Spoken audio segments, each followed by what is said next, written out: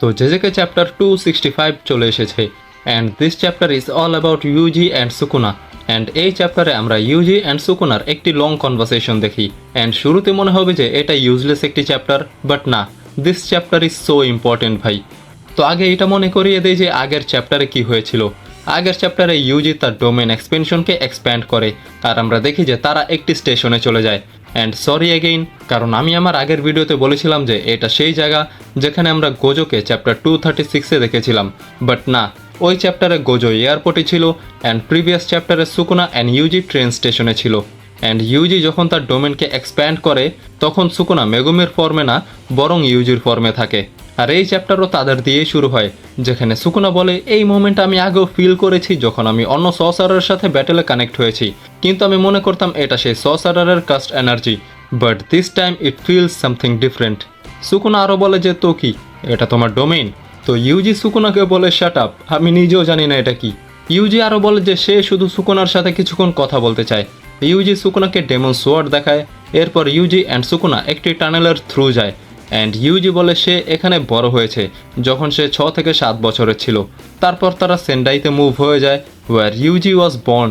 এরপর তারা আবার এখানে আসে কারণ তার দাদার বন্ধুর ফিউনারাল ছিল।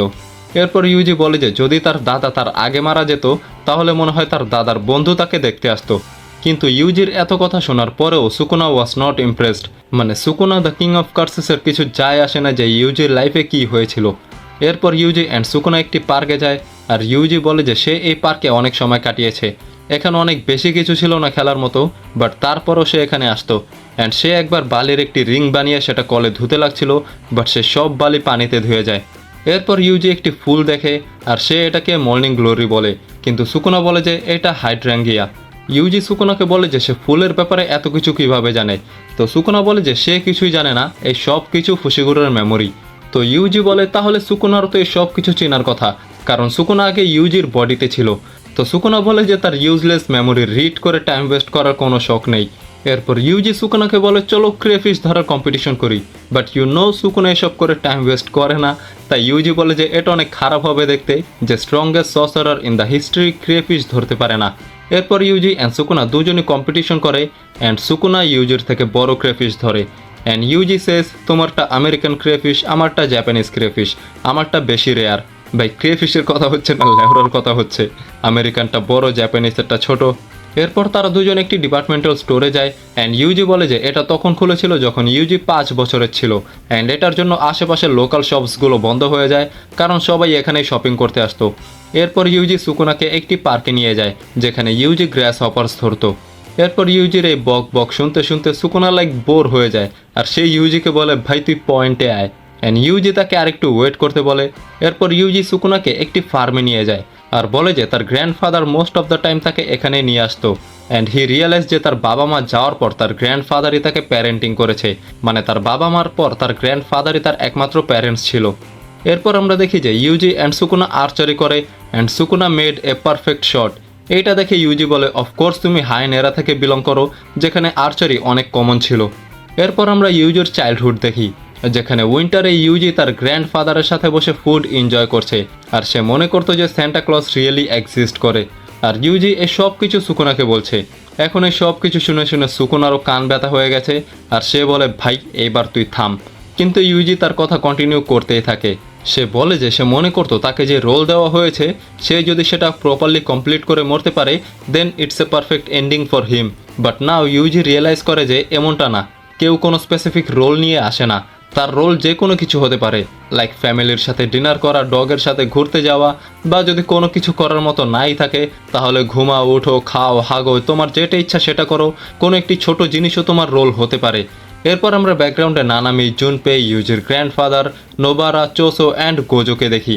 ইউজি বলে যে আমি কখনো তাদেরকে মাফ করব না যাদের কাছে কোনো জিনিসের ভ্যালু এক্সিস্টই করে না। Humans are not tools Sukuna. মানে বুঝতে পারছো ইউজি কেন সুকুনাকে এগুলো বলছে?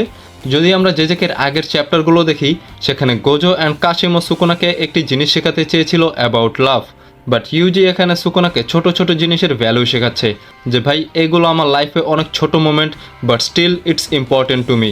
কারণ যদি তুমি কোনো জিনিসের ভ্যালু দিতে না পারো তাহলে তুমি তাকে কখনো ভালোই বাসতে পারবে না। ইউজির এই সব কিছু বক বক শুনে সুকুনা বলে I understand what you are trying to say, but I feel absolutely nothing. মানে তার সামনে মানুষ মারা যাচ্ছে, সে দেখছে বাস, তার কিছু ফিলই হয় না। তো ইউজি বলে ও ওকে, বাট দেন সুকুনা বলে যে ওয়ে তুই কি আমার উপর সিম্পাতি দেখাচ্ছিস?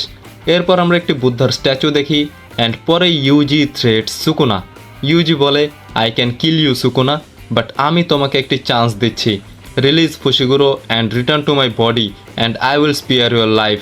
মানে ইউজি সুকুনাকে হুমকি দিচ্ছে যে যদি সে ফুশিগুরোর বডিকে ছেড়ে ইউজির বডিতে চলে আসে তাহলে ইউজি সুকুনাকে মাফ করে দেবে।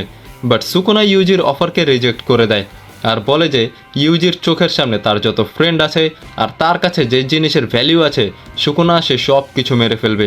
অ্যান্ড এই চ্যাপ্টার এখানেই শেষ হয়ে যায়। আর এই চ্যাপ্টারে ফাইট না থাকলেও এই চ্যাপ্টার অনেক এনজয়েবল ছিল, কারণ এই চ্যাপ্টারের মধ্যে অনেক ডিপ কনভারসেশন আছে যেগুলো অনেক ইম্পর্টেন্ট ফিল হয়। অ্যান্ড ইয়া, নেক্সট চ্যাপ্টারে হয়তো আমরা এপিক একটি ব্যাটেল দেখতে পারবো, কিন্তু সামনের সপ্তাহে আবার একটি ব্রেক আছে, কারণ জাপানে একটি ফেস্টিভ্যাল আছে যার কারণে সব মাঙ্গা ওই দিন বন্ধ থাকবে। তো বলো যে তোমাদের কাছে এই চ্যাপ্টার কেমন লেগেছে, আর যদি এই ভিডিওটি দেখে কোথাও ভালো লাগে বা মজা পেয়ে থাকো তাহলে লাইক করে দাও, চ্যানেলটিকে সাবস্ক্রাইব করে দাও আর দেখতে থাকো জেটাক্স অ্যানিমে।